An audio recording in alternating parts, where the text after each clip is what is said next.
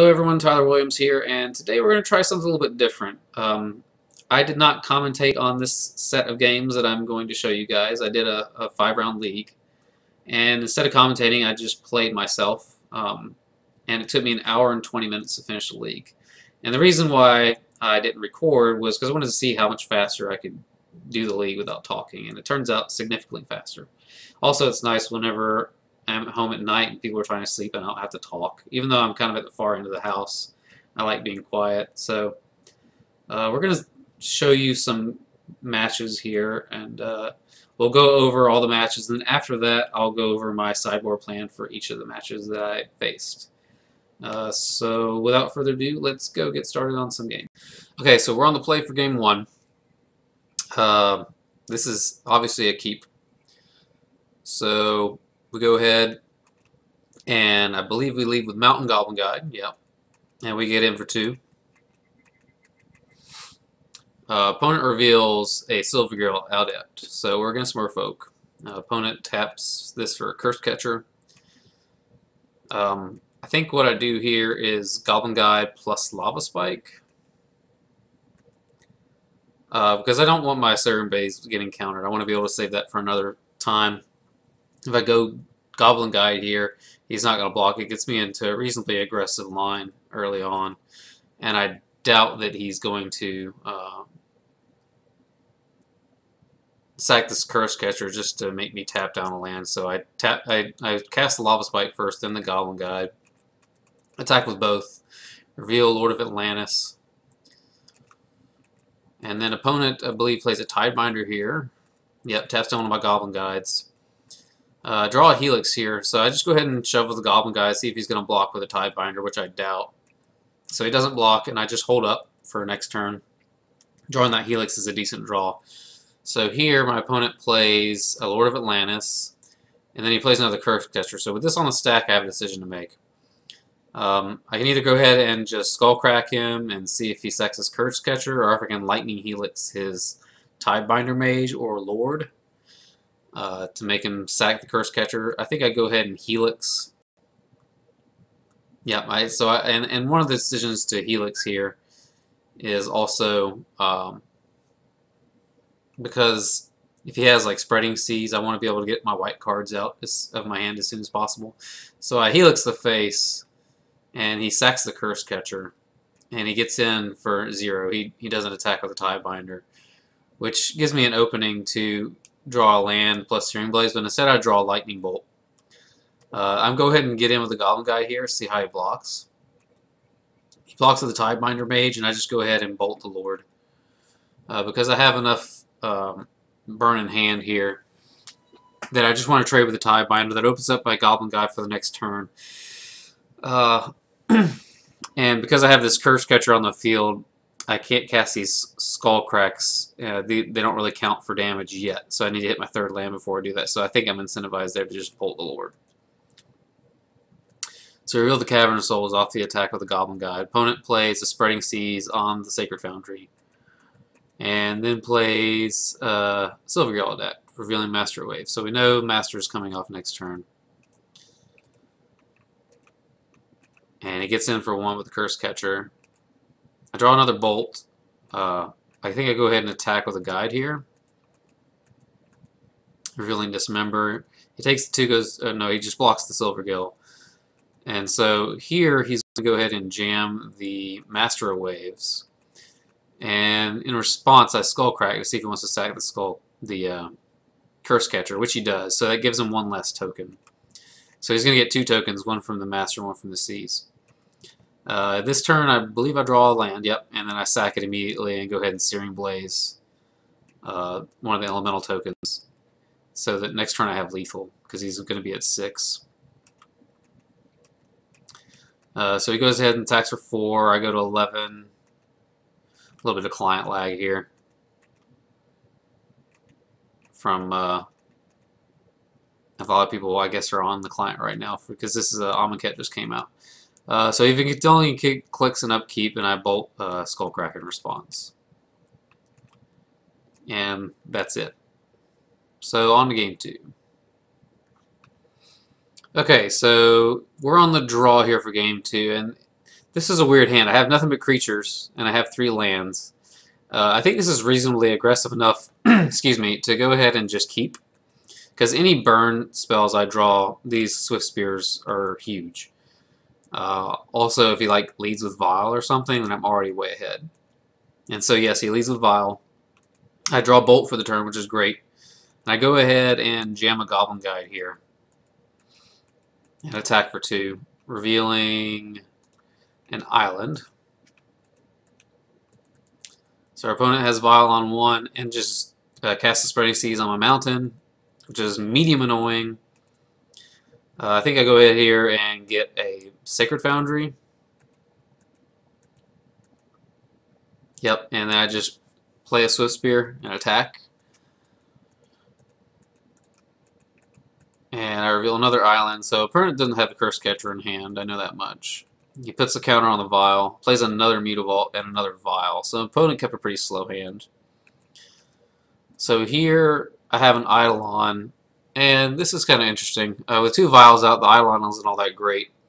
What I can do is just go ahead and cast a Swift Spear and a Lava Spike and just get in.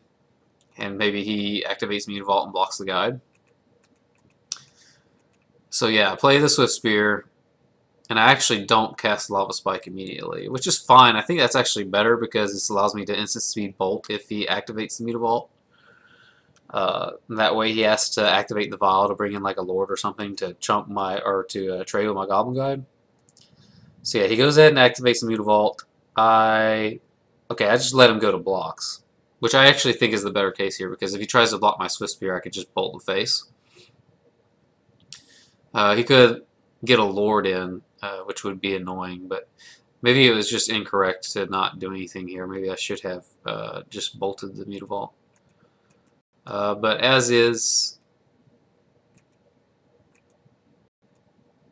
I just bolt the face. Yeah, I think it would have been better just to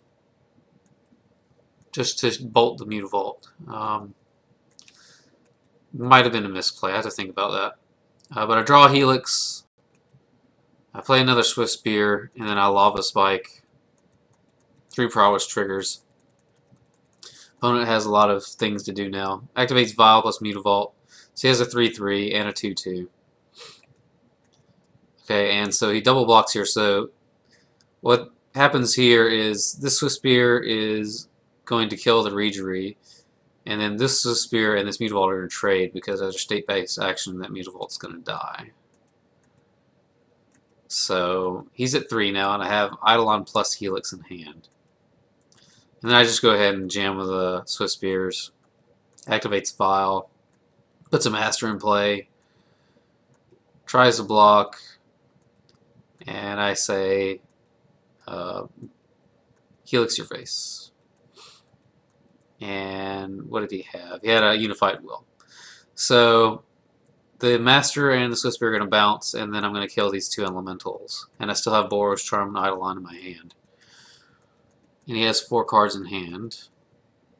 And then I have Lava Spike and Boros Charm. And he concedes. Okay, match 2, we're on the play, and this is a snap keep. This is a great hand. We lead with Mountain Goblin Guide here. Maximize the damage. What does our opponent reveal? He reveals a Verdant Catacomb. So we know we're playing against some sort of Jund deck, maybe. We go ahead and attack with the Goblin Guide, because I want to cast my Eidolon on turn 2. So he goes ahead and Fatal Pushes, and then I fetch a Sacred Foundry, play the Eidolon, and pass. Opponent plays Creeping Tar Pit and passes the turn. So here I'm just going to play Swift Spear, and then I'm going to attack.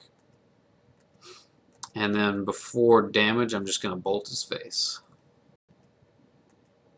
So he's at 11. He plays a Watergrave tapped. Here we just go ahead and jam again. And I Skullcrack him. Probably should have just Boros Charm, because he would be at 3 right now. Plus the Skullcrack is valuable if he has like main deck life gain. So I'm not really sure why I didn't Boros Charm there. Maybe it's because I'm trying to protect my guys against Sweeper, but I think that was wrong. Opponent plays Damnation, but it doesn't matter. We have Boros. Alright, so on the draw for game 2 of match 2, and we keep this hand. It's fairly Inquisition proof. He's going to take the Eidolon here, but we can suspend Rift Bolt on turn 1. We draw the Eidolon, had it. Suspend the Rift Bolt. He plays Watergrave tapped. Rift Bolt comes off suspend, shoots him. I play the Stomping Ground and the Eidolon. And he has no response to the Eidolon. I go to begin combat step. Attack with the Eidolon. He goes to 15, and then I just pass the turn. Really no reason here for me to do anything. He plays Courser Crewfix, takes 2. So we're going to see what it is at the top of his library, and it's a Glenalendra. So I think here we're incentivized to just go ahead and fetch, and then end of turn Lightning Bolt plus Helix him, so that we can try to get under the Glenalendra and maximize our damage, especially since we brought in the Flames of the Blood Hand. Yeah, we bolt and we find a Swift Spear, we take some damage, and we do not attack here, which I think is correct. And we keep a Mountain in hand as discard fodder in case our opponent's playing some sort of discard spell. So he plays a land from his hand, the Blooming Marsh. In response to Skullcrack here. And he counter-squalled, which also meant he take 2 from the Eidolon. So here what we can do is just get in with everybody. He blocks the Eidolon, and then I Boros Charm him for 4. And even if he has a kill spell for the Swift Spear, then he just dies because he takes 2 from the Eidolon. So this is the lock. And our opponent agrees. Okay, we're on the draw here for match 3, and this is a keeper. Opponent plays Sliver Hive and Aether Vial, so we're playing against Slivers, which is interesting. Drawing the land there is not good. We're going to go ahead and fetch a basic and suspend a Rift Bolt. Opponent takes up the Vial, plays a Cavern, and plays a Lord, I believe, here. Yes, so we just go ahead and bolt face here. And we draw a Goblin Guide. Probably play the Goblin Guide here, see if he's going to trade with the Sliver. And I believe he does, which is kind of surprising to me. Yep, so he takes the block, we pass the turn. Opponent plays a Necrotic Sliver. I believe we fetch here in a turn. Yep, we fetched our basic mountain. Probably should have just fetched Sacred Foundry. But we just go ahead and bolt. And drawing the Inspiring Vantage is very bad. Opponent does not activate the Vial, but he does take it up for this turn. Gets a Forest. I wonder if he has like company here, and he does. He gets a Sliver and a Diffusion Sliver. So that means that we're not going to be targeting his guys anymore. We're probably just going to be going upstairs for the rest of the game, and hopefully he doesn't get like a Lifelink Sliver.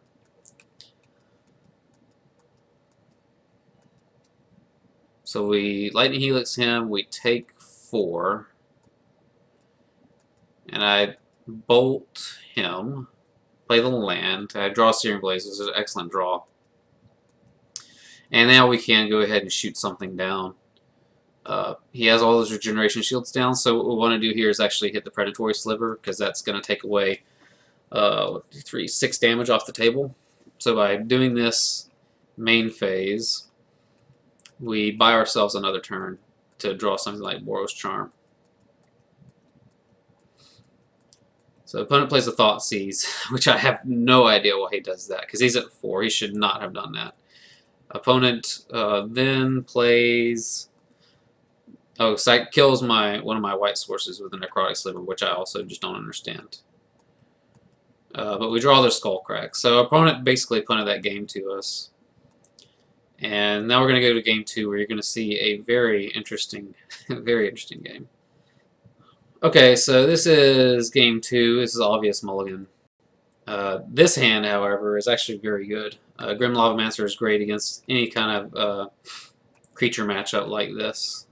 And the Goblin Guide don't know if I scry that to the top or bottom. I think I put that on the bottom. I guess we'll find out. Yeah, we put it to the bottom. So we go ahead and fetch a basic and then play our Lavamancer out, which is going to turn out to be very fortuitous because our opponent plays plays a Chalice on 1. So all of our hand is dead here.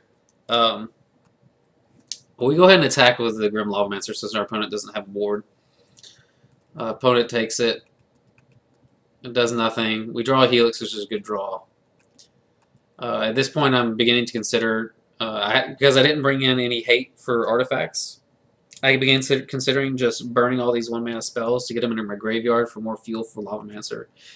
So we'll see when I exactly decide to make that decision. So opponent plays a Sinew Sliver, and then another Sinew Sliver. So in response to this second Sinew Sliver, I'm going to just fetch with a Scalding Tarn, I believe. Or do I Helix? I think I Helix. Helix his face. Yeah, and then I fetch with the Lavamancer and pop one of the slivers before it gets pumped. Yeah, which I actually think is correct. So here, I think I just go ahead and start jamming 1-mana spells into the Chalice. Yep, that, and then another Swift Spear. And then I just pass the turn and wait to see what he's going to do. So he plays the Godless Shrine tapped, animates the Mutavault, attacks, and I think I shoot down the Sinew Sliver. So at this point, I'm basically on board control mode. Drawing the Searing Blaze was good. I go ahead and get another Goblin Guide to give me more fuel for my Lavamancer. I shoot another Bolt, which I probably should have just held up. And then I attack with a Lavamancer. Yeah, so I'm trying to get in as much damage as I can while he's tapped out. Opponent plays Darkheart Sliver, which is pretty scary. So drawing the Eidolon means it's decent later on. I think I'll go ahead and shoot the Darkheart Sliver so that he can gain 2.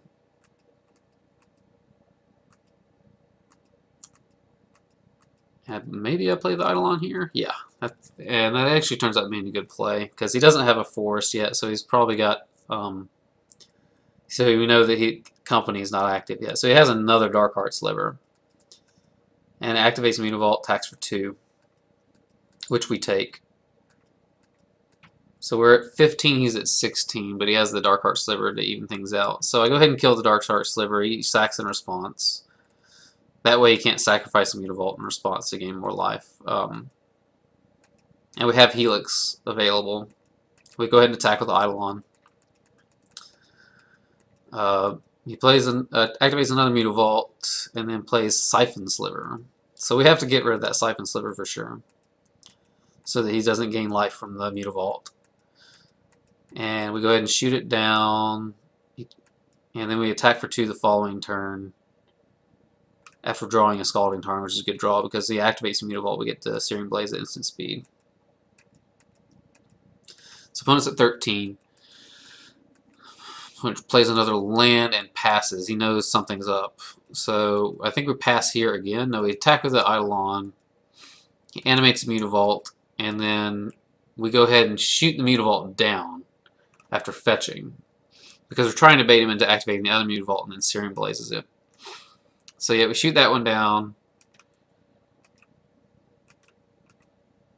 And then Scalding Tarn triggers on the stack. We get the Sacred Foundry but don't pay the 2 life. He activates another Mutavault. And then we Searing Blaze. So this is a very good sequencing by us. Takes the 2, goes to 11. And then 8 from the damage from the Eidolon. Plays the Darkheart Sliver, goes to 6.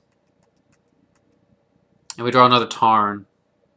So we can Boros Charm him and go to 2. He goes to 2. And then we can shoot the Darkheart Sliver down. He gains 3 in response, goes to 5. And then back to 3 from an attack from an Eidolon.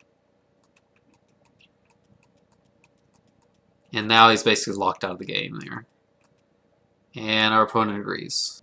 Okay, so this is match 4, game 1, and this is an awful hand, and this is another awful hand. So we're going to keep this one and inscribe the Boros Charm at the top. We'll play the Sacred Foundry tapped and Rift Bolt. Opponent plays a Tron piece, so we don't know if we're against Tron or Eldrazi Tron.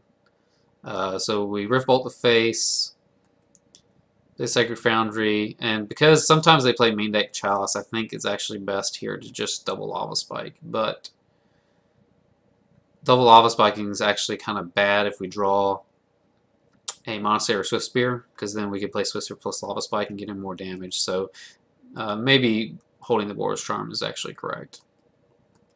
So we'll go ahead and end a turn Boros Charm him. We'll suspend this Rift Bolt and Lava Spike him. Opponent plays Eldrazi Temple plus Thought Knot Seer, and at this point the game's basically over. Right. We're at 17, our opponent's at 7, but we only have one card in hand. Opponent plays Reality Smasher and domes us for 9, so we're going to bolt into turn and just hope to top deck a Boros Charm. Yeah, and we draw an Eidolon, which actually buys us a turn, because we can block the Thought Knot Seer and take 5 from the Smasher. So we're at 3 now. Opponent Ghost Quarters a land, which means that Boros Charm is now no longer a draw. So that's a good play from him. Opponent plays a Walking Ballista, and we're just dead.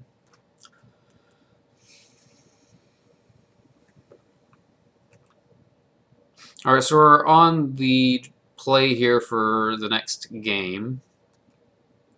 And that's a mulligan, and this is a keep. So we have Goblin Guy and then Destructive Reverie in case he has like a Chalice or something. We scry that to the bottom, which doesn't matter anyway because we're fetching. So we go ahead and get the Stomping Ground, attack with the Goblin Guide. Opponent plays Power Plant and passes.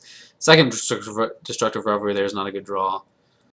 We go ahead and fetch our Sacred Foundry, attack for 2, and then suspend Rift Bolt, pass.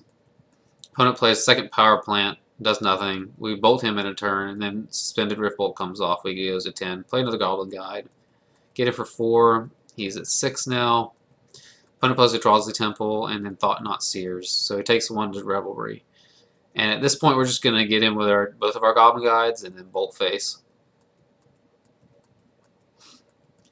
So opponent goes to 4. We pass the turn. Opponent attacks us for 4. We go to 10. Plays a Matter Reshaper. So we're going to go ahead and Bolt Face here in a turn. And hope to draw a Lethal Burn spell. Which we don't. But we're going to play the Eidolon. We can't Destructive Reverie the Ballista because it'll just second response and not take the damage. So we play the Eidolon and pass. He attacks with everything. And this is an interesting block here. I can double block Thought Knot Seer to try to get another card. Or I can block the Ballista and force him to pump it in order to trade. I think what I end up doing here is blocking Thought Knot with Goblin Guide, and that's it. And so I take 4 here. He doesn't pump. And then he plays... Oh, he just pumps the Ballista, which he should not have done. He should have pumped it before damage. I would have taken 1 more. I draw the Helix, though, and the game's over.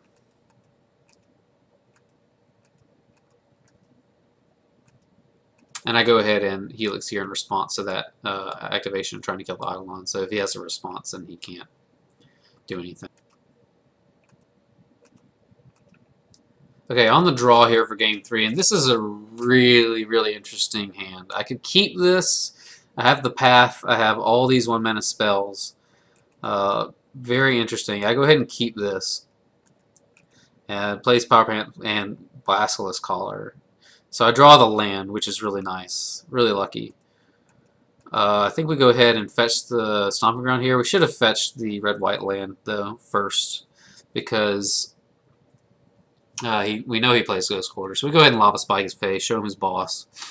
Opponent plays Walking Ballista. I play the Arid Mesa and think for a minute, and then fetch. I go ahead and Searing Blaze here. Because he's going to take 3 regardless. He goes ahead and sacks it and deals 1 to me. but I want to make sure he can't equip anything with that Basilisk Collar here. So he plays another Ballista, which here is an interesting decision because I don't really want to path here because he missed his land drop here. So I kind of want to keep him squeezed. So what I can do is just actually play Goblin Guide since it's a 1/1. Go ahead and attack. And of course he just takes it, goes to 12. And I pass the turn. And I can wait for him to like equip the Basilisk Collar and then response bolt it. And that's exactly what it does. And I path it in response because I have lethal in hand. Because in a turn I can bolt and then I have Lava Spike plus Boros Charm plus the attack from the Goblin Guide. Okay, so we attack. It goes to 7. And then we do as I say with that sequence and kill him for exactly lethal. Alright, 5th and final round. And this hand is decent. We keep this. We'll go ahead and just lead Island or Mountain into Goblin Guide. Reveal a Thought-Knot Seer. So we're against another Eldrazi Tron deck. Here we go ahead and just fetch a... Or we actually just get the Swift Spear on board and attack. And reveal a Eldrazi Temple. So we know he's going to be able to learn 3 Thought-Knot Seers. He plays Mind Stone. And I think I just fetched here to thin the deck because I already have another fetch, so I don't have to worry about the Searing Blaze. We just go ahead and play this land here. Attack. And I think we should Boros Charm here to get in maximum damage since we know he's playing the Thought-Knot next turn. So he's going to take the Boros Charm plus 2 more, so that puts him down to 7. And we have the Skullcrack in hand, so he's going to have to take the Skullcrack or the Searing Blaze. And he takes the Searing Blaze, which I think is the correct decision. So we just need to go ahead and jam maximum damage here. We play the Swift Spear and the Goblin Guide attack. He blocks the Goblin Guide, and we go ahead and fire off the Skullcrack. So he's going to go to 2, and then we're going to double fetch and play this Eidolon. And now he's basically locked out of casting the 3 mana, so he has to cast something larger than 3 mana. At which he plays another Thought-Knot, which does nothing. So we top deck Scalding Tarn. We have plenty of time here, no need to worry. Opponent plays what here exactly? A Chalice on 2, which is a good play. Of course, we fetch, we get draw another Tarn, pass the turn. He attacks with the Thought-Knot. We're just going to take it.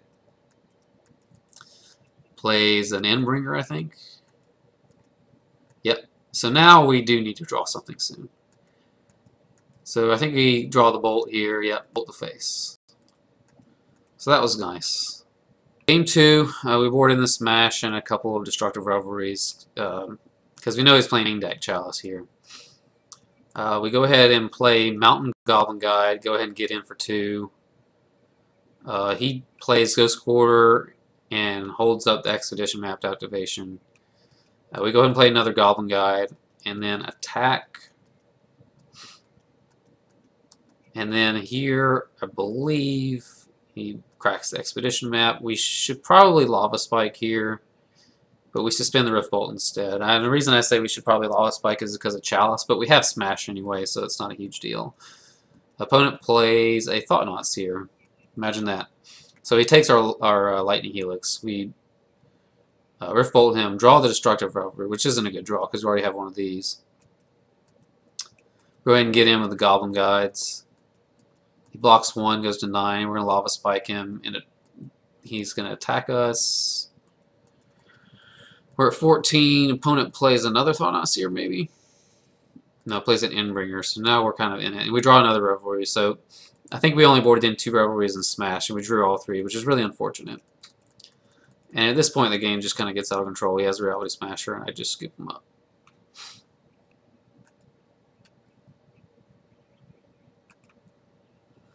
Alright, so we're on the play here for Game 3, and this is not a keepable hand. It's 4 landers, has Deflecting Palm, Lightning Bolt, Lightning Helix. It's just too slow. We have to mulligan this. This is much better because we get to lead with Swift Spear, and then we have Lava Spike, Rift Bolt, all the goodies. So we keep this hand, scry the Lightning Helix to the top. Go ahead with the Swift Spear, get in for 1. Opponent plays Power Plant and Places. I think here we just Lava Spike plus Suspend Rift Bolt to maximize potential damage, but no, we actually just Lightning Bolt. I think that was wrong. Since we're on the play, he can't cast a turn 2 Thought Knot. You could like turn 2 Reality Smasher, or I'm sorry, Matter Reshaper. I think suspending the Rift Bolt would have been better, but then again, if you had Chalice, playing the Lightning Bolt's actually best. So he go ahead and Spatial Contortions. Here we're going to go ahead and Boros Charm the face. Plays Eldrazi Temple and a Matter Reshaper. So he must have just drawn that Eldrazi Temple to do that, or he just drew the Matter Reshaper or whatever. I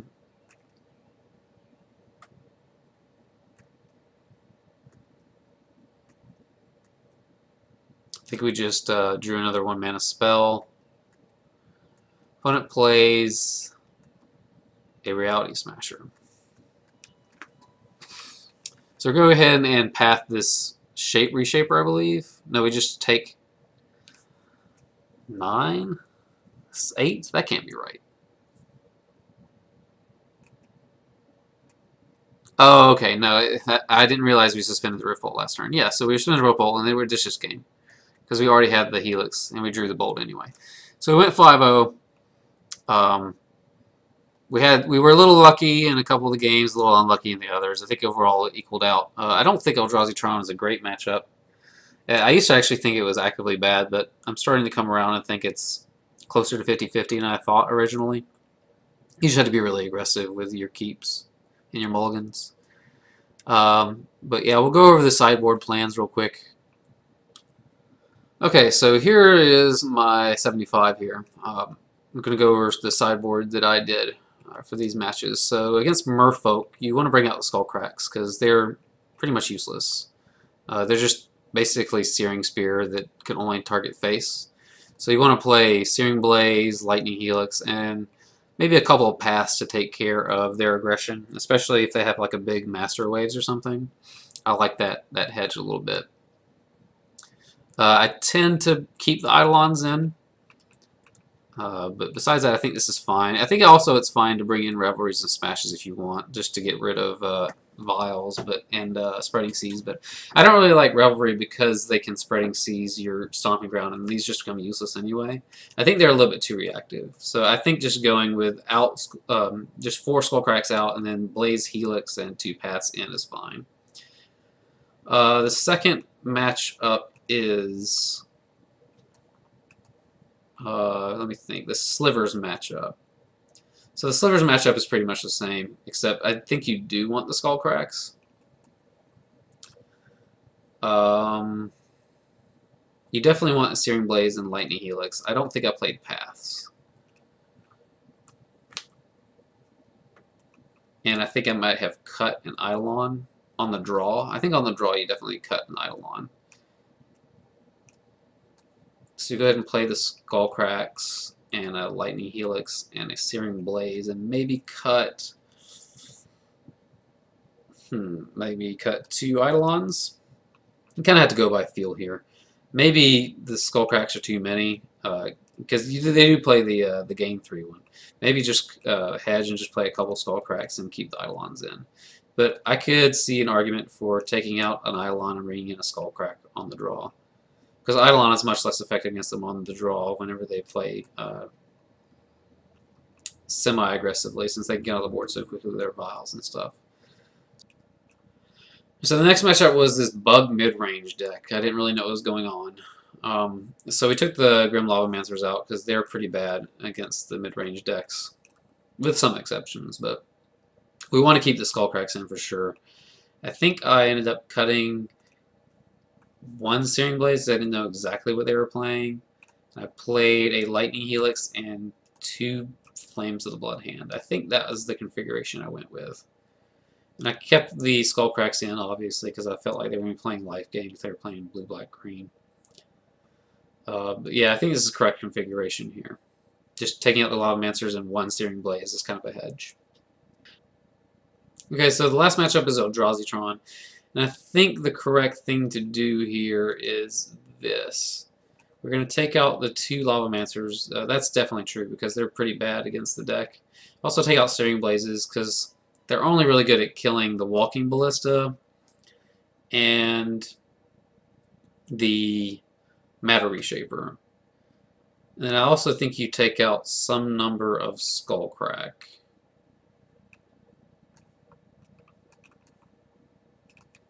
And I think we only play 1 path here, because path doesn't really matter too much, but you want a singleton path every once in a while to like kill something like if they're playing Wormcoil or something. And I think you play the 2 Revelries, a Smash, the Deflecting Palm, the Helix, in 1 path. So keep these Skullcracks in because they usually play something like a Basilisk Call or something, or like a Wormcoil Engine. This buys you some time. You could also alternatively play 1 or 2 Searing Blaze, because Blaze is actually okay against Walking Ballista, but it's only Walking Ballista and the Matter Reshaper. And even then, it's not that great against Reshaper because they usually get a permanent off, or at least a card. So I think this is the correct configuration here. So interested to hear you guys' thoughts. I tend to not do sideboard guides. I kind of play it by feel. But this is kind of what I've arrived at with this particular 75. I'm probably going to change my sideboard up a little bit. I actually have been loving the 2 Grim Lavamancers in the main deck. I know that's not the most popular choice, but I actually have not been using the 3rd path at all. And I think having this Smash as a 5th way to destroy artifacts is kind of loose. So I'm thinking of actually taking out a path and a Smash, and maybe a couple of core Firewalkers, of course, because I haven't been playing Burn at all, but of course when I take them out I'm going to face it. But I've had people say this is training wheels, and that is true. These are kind of training wheels, but it's also training wheels that, like, when you slam, you just pretty much win the game against Burn. But I think it's better now that Dredge and like Death Shadow aggro are such a huge part of the metagame right now that you could actually play like Relic of Progenitus here. And it also protects you against things like Storm. Like Storm's getting a little bit more popular too, and Eidolon's really good against it, but also having Relic is great. So I'm going to play around with this a little bit. I do like this configuration of the main 60. I just need to figure out the optimal sideboard here. So until then, thanks for joining me, and we'll see you next time.